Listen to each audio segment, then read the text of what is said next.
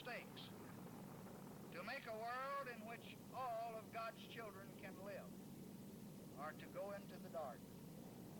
We must either love each other or we must die. Vote for President Johnson on November 3rd. The stakes are too high for you to stay home.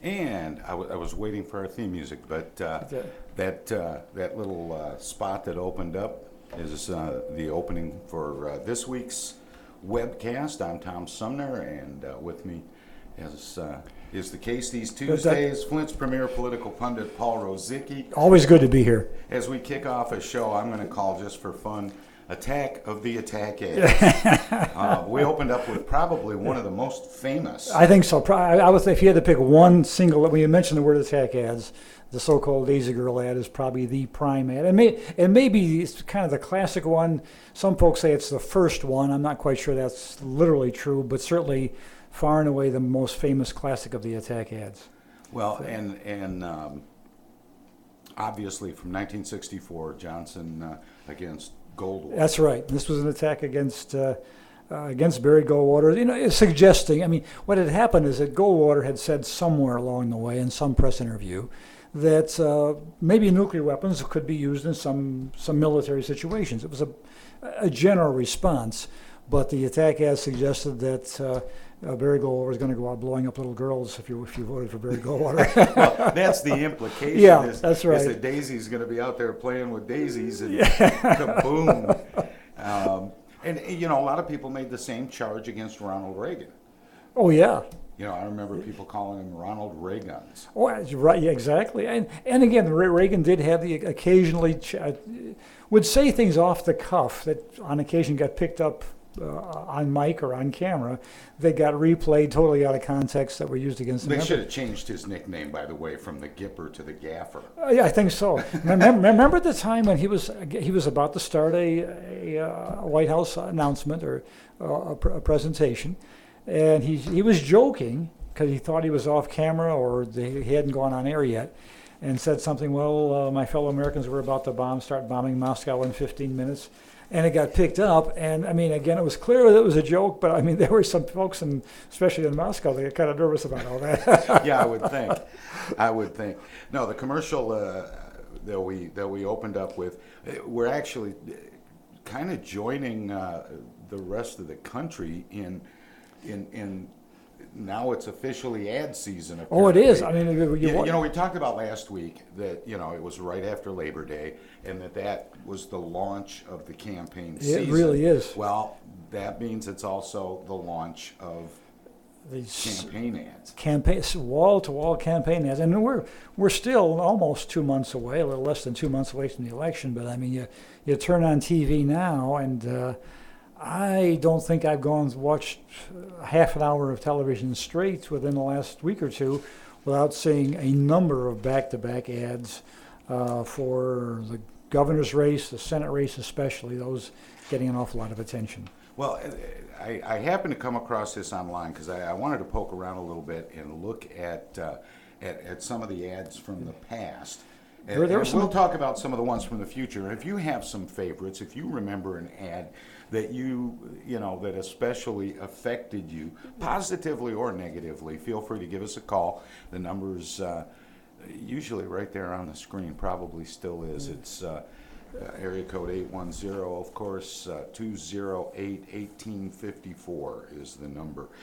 But here's what Dick Methia is a blogger, and he had put together a collection of some of these golden oldies. And he said, and he wrote a little something about each one. He said, this commercial from the 1964 ideological battle between President Lyndon Johnson and bedrock conservative Senator Barry Goldwater set the standard for political attack ads. That's a fair I think way so. to put I it. think that's probably a fair statement. In a with this setting with the singing birds and flowers, a little girl picks daisies. We just saw the ad, so I won't recover recover that. But the ad ran only once. That's right. Yeah, September for all 7th, 1964, before being pulled. But pundits will long debate how many votes it cost Goldwater. That was a huge landslide. Oh yeah, I mean, and I don't think any ad changed that election. I mean, clearly that year was a Democratic year. Goldwater had divided the Republican Party. There were a load of Republicans, including many in Michigan, by the way, who weren't supporting Goldwater. So the honest answer is Goldwater didn't have much of a chance anyhow winning the election. But it was, the classic ad on. I guess the real key thing is for these ads to be effective, they have to hit you in the gut. And certainly more than any other one, or than many others that I've seen, that one where you've got the nuclear mushroom cloud and the little girl does hit you in the gut. Well, and think about this. I mean, there are ads that are so powerful that, like this one, it only aired once, and here it is. And it was 50 years ago Sunday, by the way. Oh, okay, that's right, When it ran on September 7th, 1964. And here it is 50 years later, an ad that only ran once, and it's still... Well, I think it's the template. It really is. I think part of it is the fact that it's been picked up by every pundit and ad person around as the sample of how to do negative ads. And I think I'm not sure I'm exaggerating here. I'm willing to say that probably every other basic American government textbook, when they talk about advertising, mentions the Daisy Girl ad as their sample of the negative advertising. Now, in this particular case, in this ad, it was an ad for Johnson, run by Johnson's campaign. That's right. Yeah. Now what we have is something very different. We have this thing called PACs. The PACs and the unaffiliated organizations, where as long as you don't say vote for Joe Blow for Congress, I can say call Joe Blow and tell him he's a crook. And as long as I don't say vote for his opponent, I can run all those ads I want under existing federal law. So yeah, and say it's really, technically it's not a campaign ad because I'm not asking you to vote for somebody, but if I say, do you know how so-and-so voted on this bill? Call him and tell him he's an idiot. Well, that's technically information. Well, one of the things that, that got me started thinking about this was the number of ads that are running already, and we're seeing them for primarily for governor and for the Senate. I've seen the Peters Land and Snyder Shower. Yeah, campaigns. A lot of those are really piling up big time. And I had something here in my notes. Let me see if I can find where I have it that says something about how much money is being spent. Yeah, I saw a story within the last few days for the Land Peters race, and I think Land has spent already 3.5 or 6 million. Peters approximately half that, 1.6 or 1.8 million. But it was a piece. Already, this is already in the game. I think Sunday. There was an MLive column by Susan Demas, and she's estimating something in the neighborhood of 29 million will be spent between those two races. I would think that's reasonable. The usual thumbnail you use for Michigan is, if you want to run a serious campaign for governor or Senate, any statewide campaign, is about $10 million. But this year, because both of those are pretty competitive races, I think you're seeing a lot of outside groups on both sides pumping in a lot of extra money. So yeah, I think we're going to hit. I think that's a very realistic number, and I wouldn't be surprised. And how much of that will end up in campaign finance reports? Yeah, well, again, a lot because of it won't. Because the PAC ads. Yeah, the PAC ads aren't. And there's one PAC ad running right now, and you've maybe seen it. If you have, give us a call. Tell us what your thoughts are. 208-1854 is the number. I'd love to hear from you, but. It's the one that links former lieutenant governor or former governor Granholm with Shower. with Mark Schauer. Oh, absolutely. Yeah. With Mark Schauer as her right hand man. Absolutely. In the Senate, Absolutely. Yeah. and in the state Senate, and that. Michigan's lost a decade, and we lost 300,000 jobs, and all of that was part of. Yeah, that linking of Shower to Granholm. And the idea was that Granholm couldn't screw it all up by herself. She needed to have help That's from right. Mark Schauer That's right. to make things bad in Michigan. And that's the tone of the ad. It is. It is. And what's interesting is, and again, I don't have the notes with me, but you do. You have the article that I have linked to. Here's an article in today's Free Press, and it's the election 2014 Truth Squad, new TV ad attacking Shower stretches the truth, and they go through the points. Are they talking about this particular ad? I believe they are. Some of the others. This is the one that where Mark Shower is called a rock star in the ad. Let me go through a few of these things here. They claim in the ad, Jennifer Granholm signed one of the largest tax increases in Michigan history, thanks to her Senate leader, Mark Schauer. The reality, according to the paper here, is mostly true, but misleading and lacking content. A combination of higher income taxes, extension 6% sales tax to certain services were estimated to close the $1.5 billion a year gap when they passed the budget in October of 2007.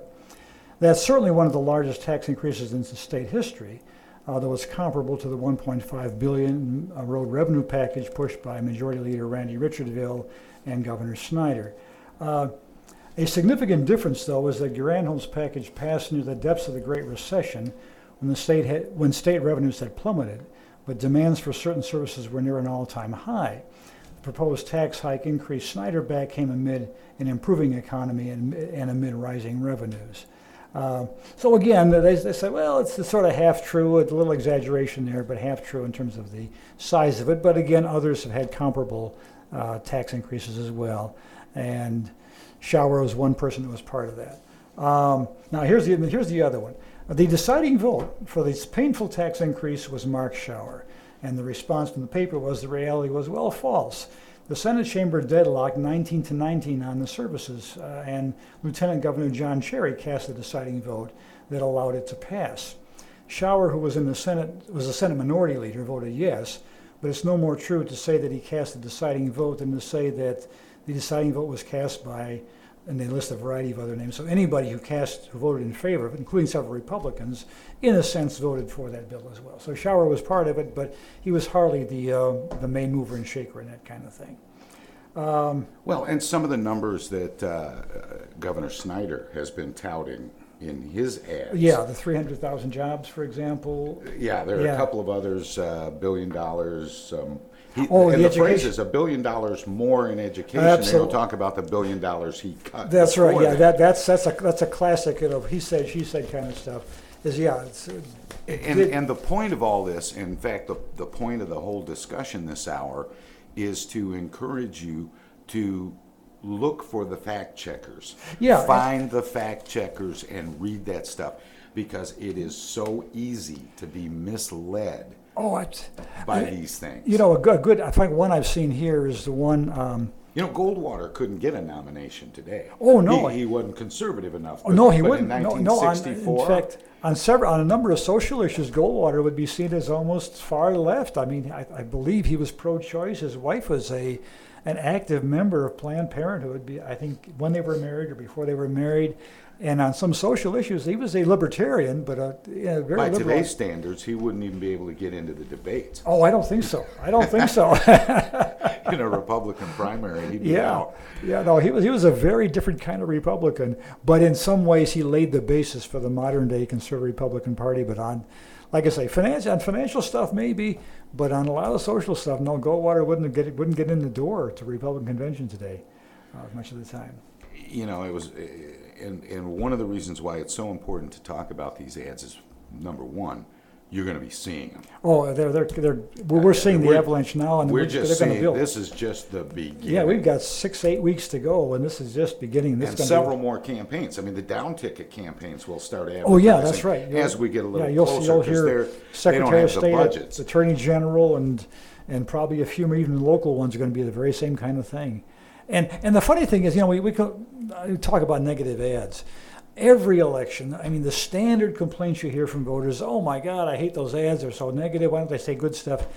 Unfortunately, the reason why they use them is, for the most part, they tend to work. I hate to say it, but for the most part, people tend to vote more against somebody than in favor of somebody. And what's funny about that, as much as people will complain about the negative ads, that's where they form their opinions. And that's what they remember. And they walk around literally reinforcing the negative ad with the comments they make. An example of that, and John, if you could get ready with the Willie Horton spot.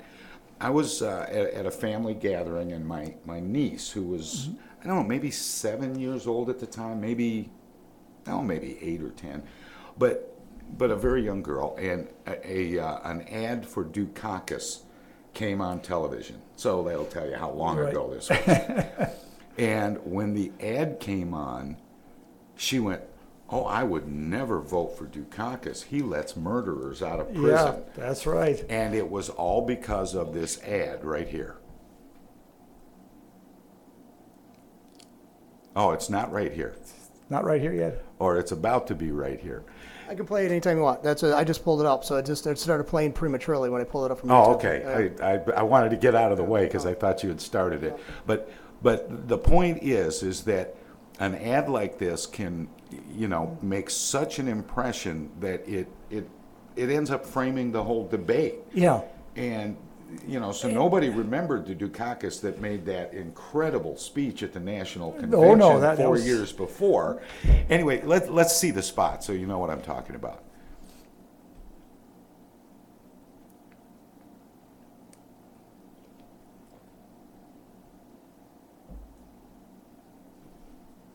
Dukakis on crime. Bush supports the death penalty for first-degree murderers. Dukakis not only opposes the death penalty, he allowed first-degree murderers to have weekend passes from prison. One was Willie Horton, who murdered a boy in a robbery, stabbing him 19 times. Despite a life sentence, Horton received 10 weekend passes from prison. Horton fled, kidnapped a young couple, stabbing the man and repeatedly raping his girlfriend. Weekend prison passes. Dukakis on crime.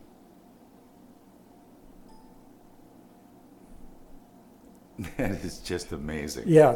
I mean, when you watch it, you're like, I mean, obviously, there was a program in Massachusetts that was looking kind to of a clear some pre-parole program of some kind. A lot of states have or had at the time. And like programs like that will always have some fallout. Well, yeah. If you end up either paroling, let's say 1,000 prisoners, some of them are going to go out and do some nasty stuff. And if you're governor, you can get blamed for that. So you could probably take that ad and take anybody who's ever been a governor of any state and pick through the folks change the names. Yeah, pick through all the parolees they've ever had, and you'll find somebody who's committed murder, raped somebody, or robbed somebody, or whatever else. As I say, the numbers are just going to be there, so it's not too hard to generate those ads. The other thing was that with the visuals for that Willie Horton ad, and again, that's kind of a classic modern day negative one, is that they had this very sinister look of Willie Horton on camera. That actually a few folks could consider it a bit racist because it's turned him probably darker than he actually was, and he looked like truly a sinister character on the visual when they showed his, I guess it was the wanted poster or his mugshot on camera while they're running the voiceover. And that ad completely overshadowed Dukakis' own PR gaffe. And the worst thing was Dukakis sort of played into that because you may recall during the '88 campaign there was a point in one of the debates where somebody on the crime issue, somebody asked him, well, what would you do if your he was anti-death penalty. How would you feel if your wife was raped or murdered and so forth? And he came back with kind of a mealy-mouthed response, well, I'm still against the death penalty. I mean, he just didn't show the emotional anger that anybody would show if your wife was raped. And that kind of played into the soft on crime issue for Dukakis. So he kind of set himself up for that kind of an ad during that campaign. It's now I want to go to another one of these. Let's see, what do we have left up here? We've got the where's the here's one. This one is the beginning of what we now think of as opening the door to Citizens United and this whole idea that money is speech and PACs can run as much as they want, whenever they want. And it all kind of started with this ad right here. It's the Swift boat. Oh, ad, yeah. And this was one that George W. Bush, Used against John. I'm going to say it wasn't George W. Bush officially. Yeah, it was Karl Rove. And actually an individual who's written a number of anti-Kerry books and some anti-Obama books. I've forgotten his name right now, but he was behind the Swift boat stuff as well. And the funny thing about Kerry was, I mean, here was a guy who had a substantial military record, won some medals in Vietnam and all that kind of thing, although he was anti-war when he got out of Vietnam in the early 70s. But ironic the way they turned around that what could have been a very positive military record to become almost a negative for Kerry. And Kerry never responded very effectively to it. And George W. Bush, I mean, from a campaign standpoint, was fairly weak on military. Oh, yeah. He kept the Viet Cong out of Alabama or Texas, I guess, if he was in the National Guard, I think. And depending on who you talk to, he may or may not have shown up very often for his his various meetings. Yeah, there was a great ad lib by George Gobel once on the Tonight Show about how in his military service he had spent World War II in Utah or Idaho or someplace in the Air Force, and he was actually training pilots. But he said, "Well, you know, the Japanese never made it." That's right. Well, the Viet Cong never made it to Texas. Yeah, exactly. Anyway, this is what a PAC ad looks like.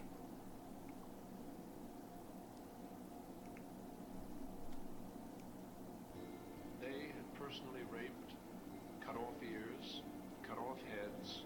The accusations that John Kerry made against the veterans who served in Vietnam was just devastating, Randomly shot at civilians, and it hurt me more than any physical wounds I had. cut off limbs, blown up bodies, That was part of the torture, was to sign a statement that you had committed war crimes. razed villages in fashion reminiscent of Genghis Khan.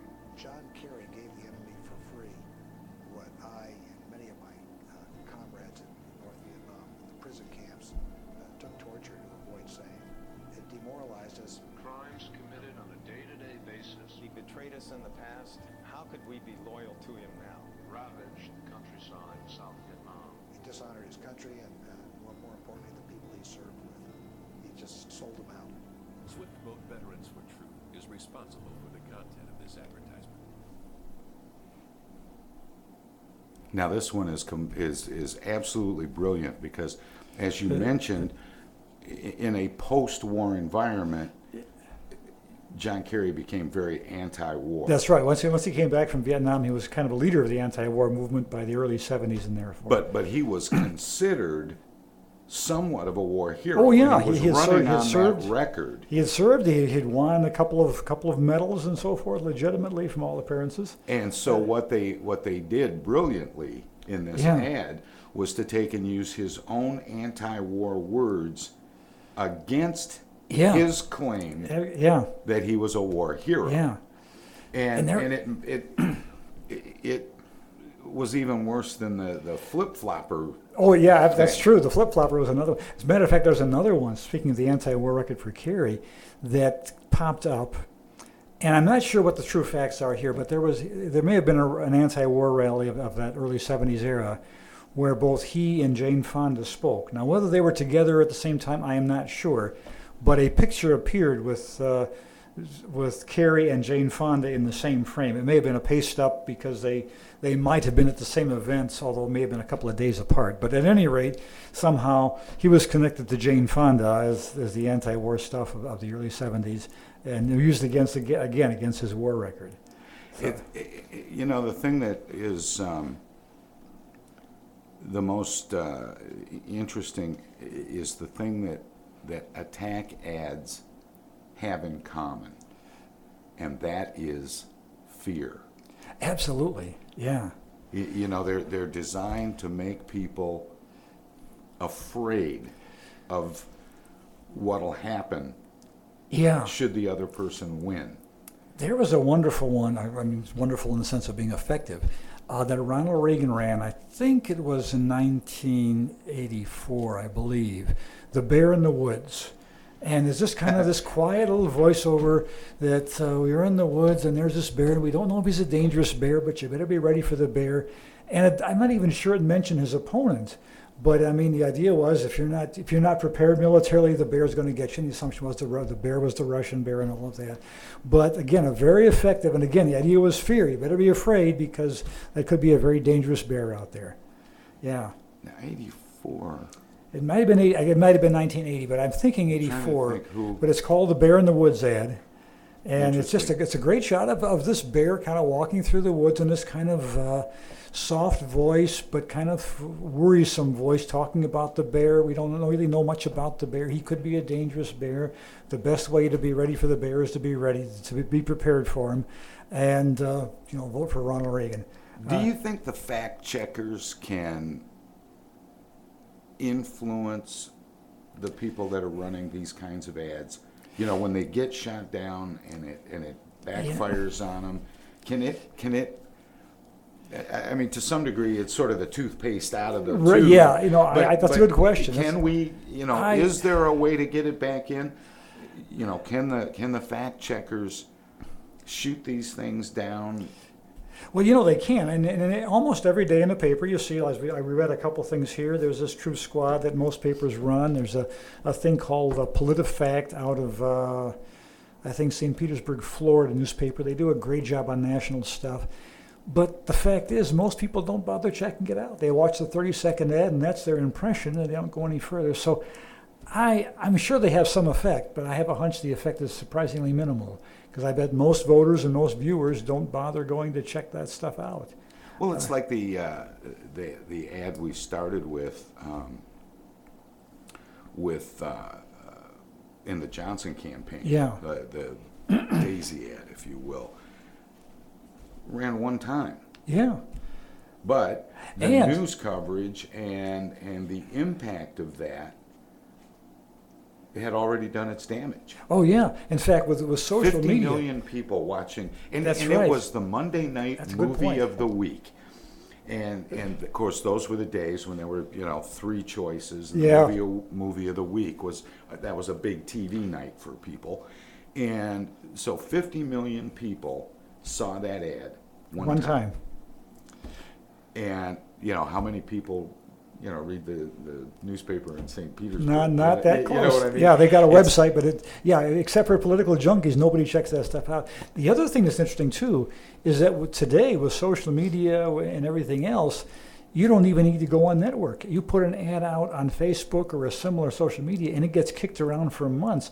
I think the Swift boat stuff was kicking around for a long time before the national media picked it up. It was getting an awful lot of coverage because it was, I think it was on Facebook first and Twitter and elsewhere.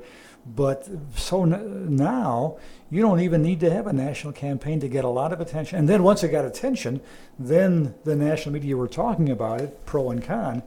But social media can make it very, very, economically efficient to run these very hard negative ads. Well, there's one. We're not going to play it, but there's a couple of examples of that where it's mostly the social media doing the damage. They're not necessarily Super Bowl ads like the Governor Snyder nerd ad or even the famous 1984 ad for Apple. Oh, that's right. That was a one-shot deal, and they made their money back the next day. Exactly. Yeah. But there's one. It's a set now, and this is what you're talking about. People can put together a video, put it up on YouTube, and if the thing goes viral, damage done. Yeah, and it costs you almost nothing. Exactly. Yeah. And there's one that was floating around in the 2010 U.S. Senate race. It was. They're calling it the Demon Blimp. Democratic California Senator Barbara Boxer is another favorite target of conservatives. They had a 7-minute video release by Boxer's opponent, former Hewlett-Packard CEO Carly Fiorina. Oh, yeah, yeah. In the 2010 U.S. Senate race, produced by conservative filmmaker David Zucker. I would never have guessed he was a conservative, at least not by his movies. The ad portrays Boxer as a gigantic blimp menacing the countryside.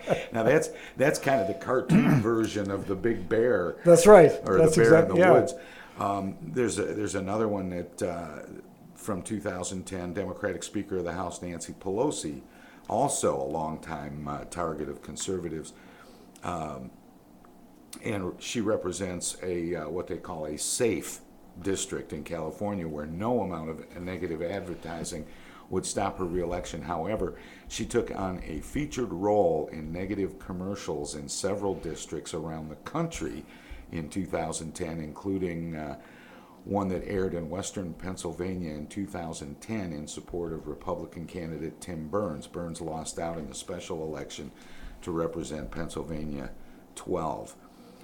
And that was Attack of the 50-Foot Pelosi. I believe I recall that one.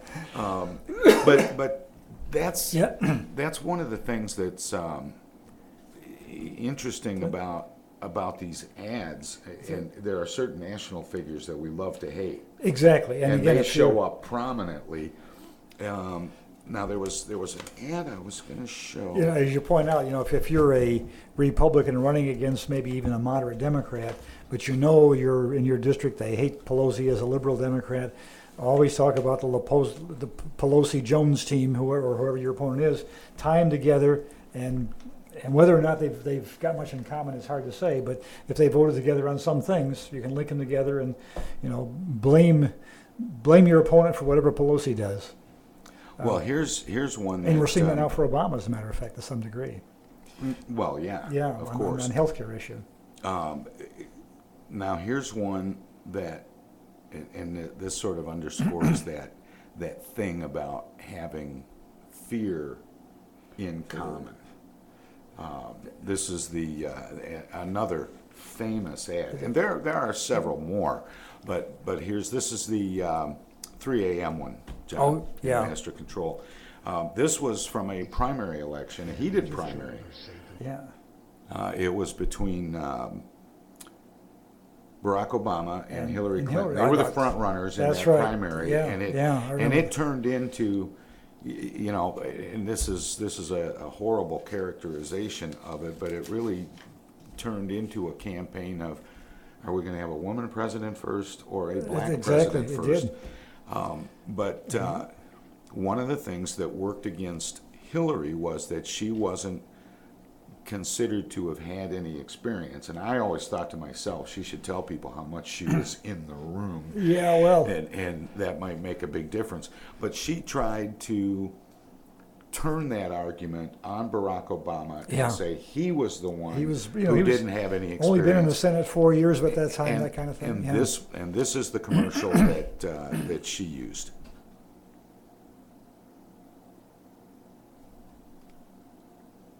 And your children are safe and asleep. But there's a phone in the White House and it's ringing. Something's happening in the world. Your vote will decide who answers that call. Whether it's someone who already knows the world's leaders, knows the military, someone tested and ready to lead in a dangerous world. It's 3 a.m. and your children are safe and asleep. Who do you want answering the phone?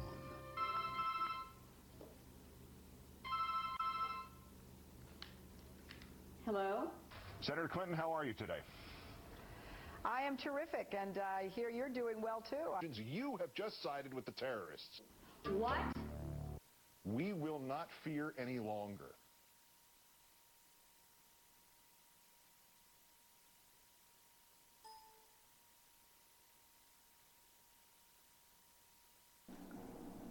Actually had a little Keith Olbermann tacked on the back end of that, interviewing Hillary Clinton. It was the commercial we wanted to look at. And again, that's that fear thing. Your kids are safe in bed. That's right. And who do you want answering the phone and taking care of things while you sleep, so you never have to, even know that it happened or occurred. But again, it's that fear thing. The thing about attack ads is that they're always about frightening people You want to simplify against things. Yeah. voting for the other side. That's right. I suppose it's the U.S. version of shooting at people who go to the polls. Probably, yeah, maybe it is. Um, But again, you hit people in the gut, and they're going to remember it. Whether or not they remember the facts or most voters aren't going to pour through some details of a budget or a foreign policy initiative of some kind. But yeah, you scared the devil out of them by thinking, gee, if I vote for the opponent, we're either going to lose 100,000 jobs, or we're going to go to war tomorrow, or my kids are going to get blown up. That kind of stuff sticks with you, even after you might forget the ad sometimes. It really, yeah. Anyway, I'm Tom Sumner. This is Flint's premier political pundit, Paul Rosicki, and today we're doing a program here on FlintTalkRadio.com that I'm calling Attack of the Attack Ads, because we are under siege and now they're just through starting. November. They're just beginning. We're going to be seeing those wall to wall. I always argue that the main beneficiaries of these campaigns are the media outlets who sell all the ads, because it's got to be great for sales in the major media. You know, their rates go through the roof. Oh yeah. For specifically political campaign. And ads. if you want to get your ad in the right time, you got to sign up early, because I suspect I'm not sure of this, but I'm suspecting now that some of the major ad buyers have already bought up all the ad time the weekend before the election. I suspect every little ad time available the weekend before November 5th has been purchased or about to be purchased by the major candidates. It's now, we talked a little bit about the Snyder shower ads. Yeah. And we're going to be seeing tons of those. I've got to give whoever put together the ad for Rick Snyder that's playing right now, it is the other side of the accountant one. Yeah, that's a very effective ad. I mean, it's a very low key kind of thing. Rick Snyder comes on, talks about how they've improved the job situation and a few other things, so forth. And you need an accountant to build a foundation, and you may not be feeling the growth yet, but you're going to. As I say, for a guy who's a low key, not very effective campaigner, it's a very effective ad. Now, whether or not that's going to hit as hard as some negative. See, that was one of the problems. First time around, when he ran 4 years ago, they had to come up with a theme that made him sound credible, because he had absolutely no public service credentials. One tough None. nerd. Yeah. And they came up with this, number one, we need an outsider, but if we're going to get an outsider, we've got to have a tough nerd. Right. Somebody who can come in and do this stuff. So they had to make him bigger than life. Now, with his negative numbers, it's almost as if they want to go back to not being very well known. And how can they soft sell this guy? How can they get him out from under his record? And that ad was a very soft ad. I mean, it's a lot of pretty pictures going, of scenes in Michigan. The ad, if you wanted to shoot holes in the ad could be subtitled, "Don't pick on me, I'm just an accountant." Yeah, I'm not the governor. I'm just an accountant. I just add up the numbers. And nobody ever, gives the accountants credit for building the base, and all that. It's a well done ad, and it does make the case that there is a certain amount of foundation building, and it sort of, again, between the lines says, I'm only just getting started. I've just built a foundation. It's a little bit like Jennifer Granholm's "Wait till the next 4 years." That's right. We'll be blown away. It's that same message, but done in a much more subtle and soothing and professional kind of way. And actually, it probably plays to Snyder's strength. He's not a great speaker. He's not a great campaigner, frankly, and maybe not even a great politician. But by downplaying him, say, "Well, I'm just an accountant. I'm just a guy here to do a little job." That sort of plays to his strength. And if you tried to kind of pump him up and make him Mr. Energy, it would probably look phony. In fact, very often what happens in some of these advertisements... the Clark Kent and running into the phone booth and all that from 4 years ago, we're not going to see that. That's not going to work, And it occurs to me that if you try, there's an element of truth in some advertising, I guess. If you stretch things too far, if you try to be what you're not, at some point it blows up in your face. I'm thinking here of the Mike Dukakis tank ad. where to show that he was a. Was that ever an ad for him? It was it was an ad against him. Yeah. It was a photo opportunity for him. He was at the Warren tank plant here, and to show that he was ready to be commander in chief and was really tough on defense. Well, he was a governor, and he was being attacked for not having any military experience or foreign policy experience, yeah. and so so he wanted to show he was there supporting the troops and strong in the military. So somebody had the idea, let's have a little bit like the mission accomplished That's photo right. Except you got to give W credit that he did actually fly and land a plane, and I bet the Secret Service was going nuts. Although I heard that he had a co-pilot who handled a lot of control, but still, I bet they were. But yeah, now if that. But that was a photo. That was a photo opportunity that worked very well. The problem was if that was really the end of the war. The mission accomplished thing was a bad call. Yeah. But not initially. The initial response was huge. Oh yeah. It was.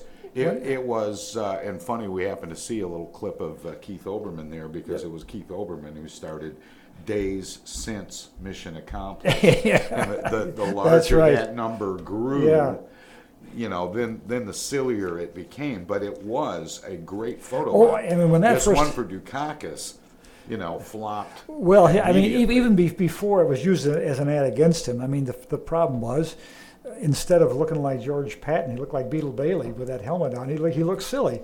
Well, with a white shirt and a tie and that helmet. And, I mean, it was a silly image. Well, there was a similar one. Speaking of people, not quite getting the feel, there was one that Richard Nixon did. And Bobby Kennedy, and I think in John Kennedy too, did these kind of nature ads where Bobby Kennedy's walking along the beach barefoot, talking about the future of the country and so forth. That's a very effective emotional picture. So Richard Nixon tries the same thing, except he's in a three-piece suit. He's got his tie, he's got his shoes on. They're getting wet in the surf, and he looks silly trying to pretend like he's walking along the surf with the same kind of picture, trying to pretend he's Bobby Kennedy. So yeah, if you try and be what you're not, you end up looking silly sometimes. Well, here's one that I posted on Facebook earlier today, and it started getting a ton of responses. And this is an example of, we talked earlier about taking national figures like Nancy Pelosi or Barack Obama or whoever, and Mitch McConnell's it, been popping up in some Democrat. Yeah. Chris Christie would be one that you could use, for different things, depending on what your message was.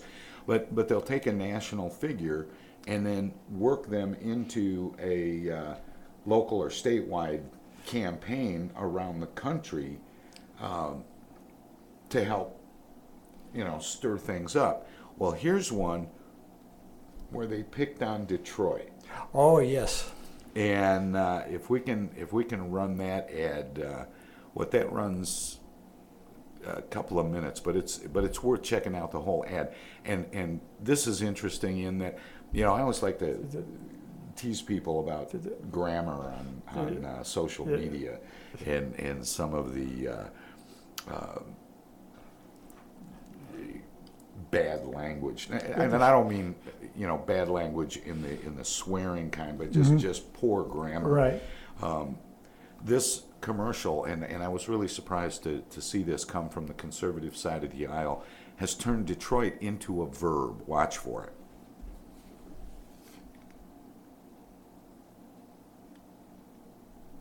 Grabbed by the Gang of Five.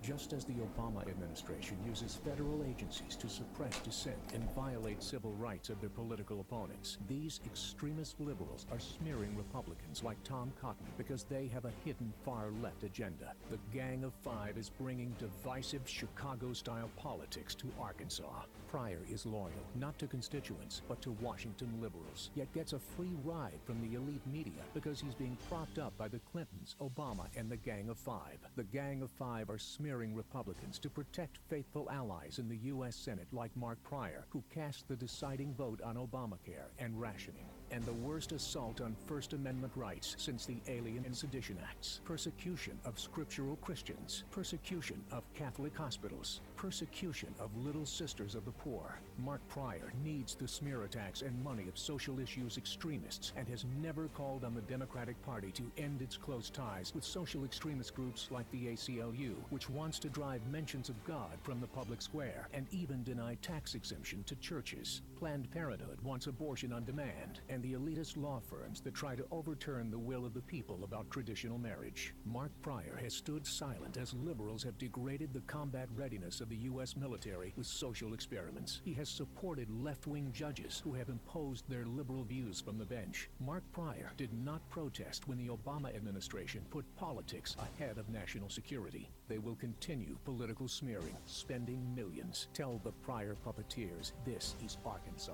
and we won't let you Detroit America with taxes and debt and no jobs. We will not let you Hollywood our families and schools. Tell the Gang of Five you can't have a puppet senator any longer. Tell them you can't have America and the U.S. Senate. Conservative War Chest is responsible for the content of this advertising. Now there's a classic example. Yeah. And Detroit becomes a verb. Yeah. Well, yeah, you can't, we don't want to Detroit America, whatever that means. Although Detroit put America on the road. That's true. That's true. Of course, they're not getting credit for that anymore. It's not these days. It's all downhill. But the thing that is the most offensive about that, well, first of all, some of the comments on my Facebook page, if you have a chance, go check them out. You'll see a link to that, and you'll see several comments. And I'll try and remember a couple off the top of my head. One was a guy said, Arkansas is making fun of someplace? That's right. Yeah. As I recall, in fact, I had a friend who grew up in Mississippi, and folks in Arkansas said, thank God for Mississippi. At least there are only 49th out of the 50 states. Well, yeah, Mississippi was the only state Arkansas used to be able to make fun of. That's right. Now apparently I'm not even Detroit's sure that's on the true list. anymore. Yeah. But the other thing was the Hollywood element, and it reminded me of a scene from The West Wing where they're talking about PAC ads. Yeah. And the guy says, well, basically they're saying, that the president and a bunch of Hollywood types are going to, Detroit America or whatever it is that they say in the scene. And the guy says, how'd the Hollywood types get into it? And the guy says, how do they ever? But they always seem to make it in. Right. So Hollywood's been getting bashed for a long time, but this is a new thing for Detroit, and it got some response. What do you think? If you're watching, give us a call, 208-1854. Speaking of Hollywood types, there's another classic one. Remember the anti-Barack Obama one with Paris Hilton? And who else was? A couple of the Hollywood airheads showed up, and they were, quote, portrayed to be endorsing Obama as a superstar or a Hollywood type. And again, it was a Republican ad in 2008, I think, suggesting that, he may be a superstar, but he's not during ready that for first prime time. campaign, he was packing stadiums. Oh, he really did have he was a rock star star. status. Yeah, both here and around the world. But as a counterpoint to that, there was an ad with, I think maybe it was Lindsay Lohan, Paris Hilton, maybe somebody else. They were lounging in the beach chair with their sunglasses on, bikinis, and talking about how Obama was one of the superstars just like them. Right. And it was kind of sarcastic, and he may be a media superstar, but he's not ready for presidency. So there's a point at which that superstar quality can blow up in your face. I know it's and we're going to be seeing some really outrageous things. What the Peters Land stuff that we were talking about. Oh, once again, if you have a reaction to the Detroit spot, please give us a call. I'd love to hear from you. 208-1854. And did you catch the name of the PAC? I don't know that I did. The conservative war chest. Or Oh no, I didn't happen to see that one. Yeah, you know. Well, you just make those things up on the spot sometimes. You know? Americans for a Better Future. What does that stand for? You know? Yeah, it's a phone bank in a strip mall. That's in exactly it. Or something. Right. But anyway, it's you know, speaking of Hollywood types, there was and these YouTube viral videos that happen in addition to the paid advertising. During the last election, we had a candidate for Supreme Court in Michigan. Oh yes, you know where I'm going with this? Yeah, I think so. No. That's an attack ad. This was something a little different. This Hollywood types. Her sister was a character actress on The West Wing. Oh, that's right. And she got yes. Allison Janney and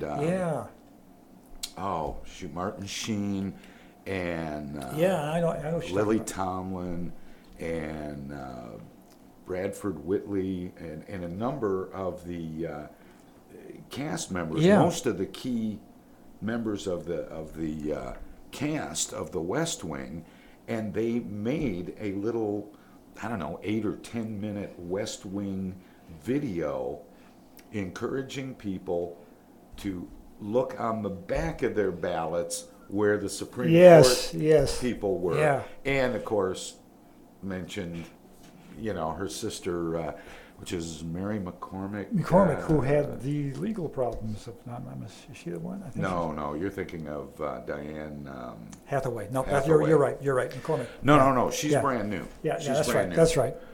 She was just elected for the first time, you know, this last time around. But of 3 Democrats running, she was the only one who got through. Yeah, well, and again, you know, and I was that watching Hollywood that ad, and I'm a huge fan of the television program, The West Wing, and the writing of Schlamy and Sorkin, and there's a lot of good, and there's a lot of good political science there. I mean, it's a fairly accurate picture as media goes. An interesting view of fairly realistic, I think, of the White House. But I couldn't help thinking of all the attacks on Hollywood types getting into elections. We had it during Bill Clinton. Oh, absolutely. And again during Barack Obama. Now, we never heard any of that during Reagan.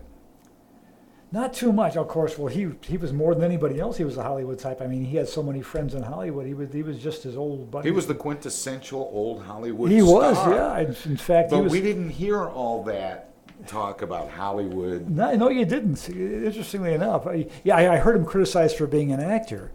And I always argued that. Well, there's that great line in the movie Back to the Future when he's grilling the kid, who's come back in time and saying, "All right, future boy, who's the president of the United States?" He says, "Ronald Reagan." He says, "The actor." Are you kidding me?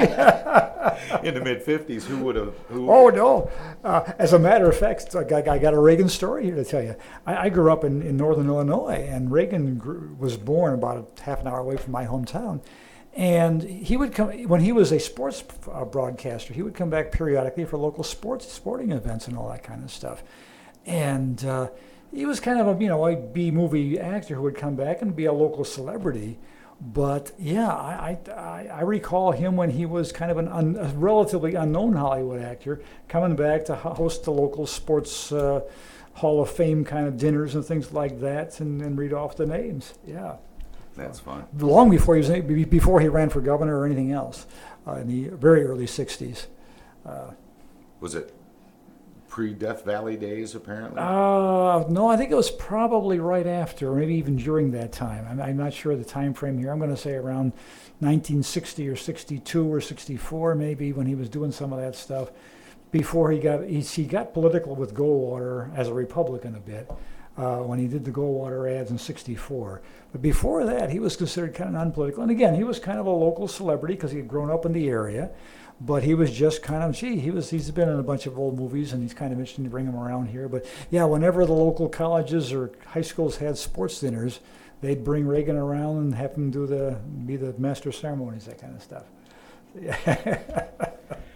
Well, this is an interesting conversation. We have a couple of news things coming up in just a little bit, and then we're going to be talking about. Well, we're gonna unmask Jack the Ripper after Oh, take a look 126 at that, years. yeah. We're gonna do that, but we're also going to look at a couple of local things, and we're going to get back to and talk some more about something we talked about last week, and that's Michigan roads, because today was the first day that the legislature went back to They're Lansing. back for a short time before the election. That's We'll right. talk about that in part two, but I want to do something here.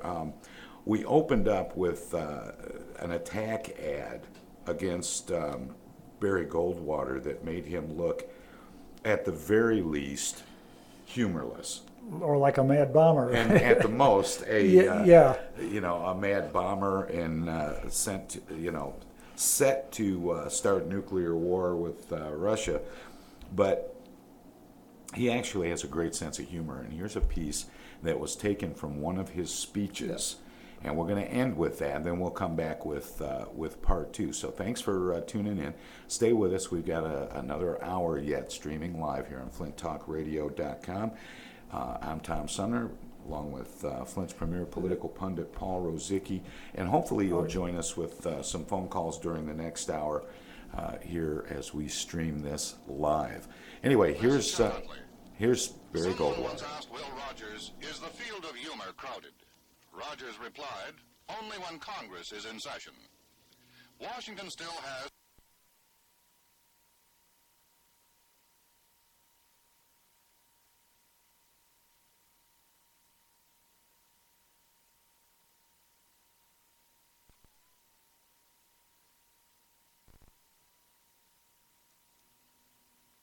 More than one audience has been taken unaware by the humor of Senator Barry Goldwater of Arizona.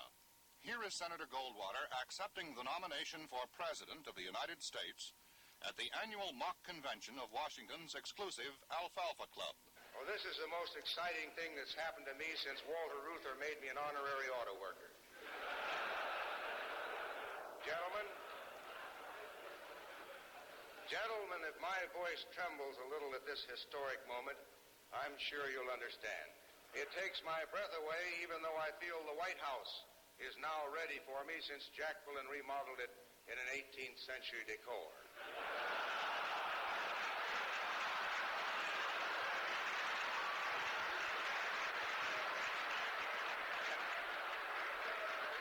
And frankly, I feel it's a double honor since I've never even been to Harvard. But members of this convention, this has been a genuine draft, not just the kind felt by reservists. And I've yielded to it in the sincere belief that no man with a drop of patriotism in his veins could turn down such a golden opportunity to advance his family. Of course, the Goldwater clan is not as large as the Kennedy clan, and my brother Bob doesn't want to be in government.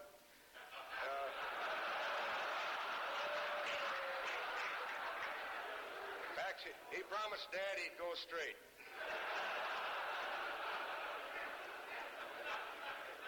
And I wouldn't be truthful if I said that I was fully qualified for the office. I don't play the piano, I seldom play golf, and I never play touch football. But I hope you'll find it in your hearts to accept a president who just sits behind a desk and works. Now, I must take note of the fact here that my opponents call me a conservative. If I understand the word correctly, it means to conserve. Well then, I'm just trying to live up to my name and conserve two things that most need conserving in this country: gold and water.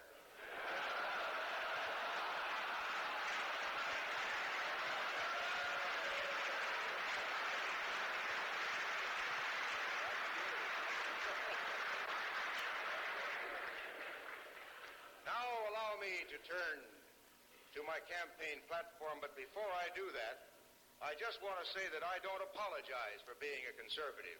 I can remember where the conservative and mother were clean words. But as you all know, I've argued for some time that we should do away with the cumbersome and lengthy, unmeaningful and platitudinous promises that the platforms of both parties have become. We need bold, brief statements that all Americans can understand. Now, the first plank fits neatly on one page, but I think it's basically sound and honest. It will mean the same thing to you whether you live in the North or the South, whether you're a farmer in Maine or an industrial worker in California. It says, and I ask you to pay close attention, elect Goldwater. Now, gentlemen, that's it. No nonsense, no shilly-shallying, no hair-splitting. Just elect Goldwater. It's got a nice ring to it that I sort of like.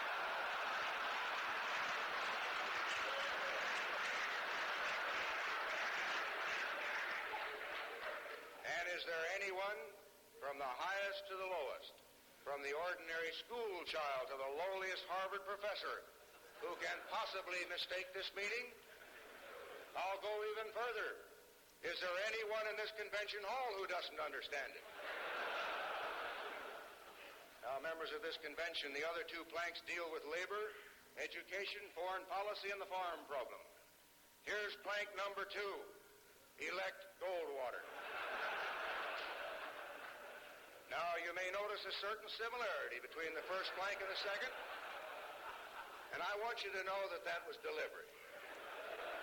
It's been my experience that the public is confused if you offer too many issues.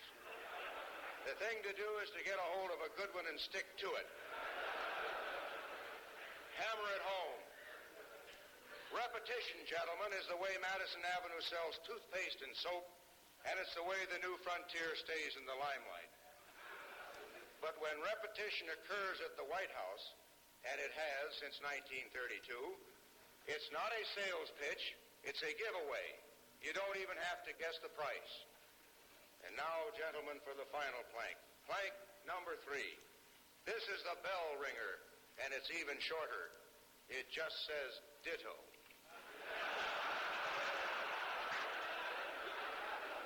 There, gentlemen, I suggest that you have a platform in 5 words. Elect Goldwater, ditto. And just to keep things symmetrical, I think I'll hold the budget down to 5 figures.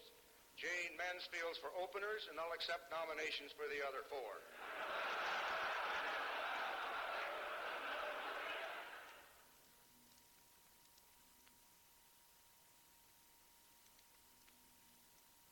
The 35th President of the United States, John F. Kennedy, had frequently demonstrated a quick and ready wit.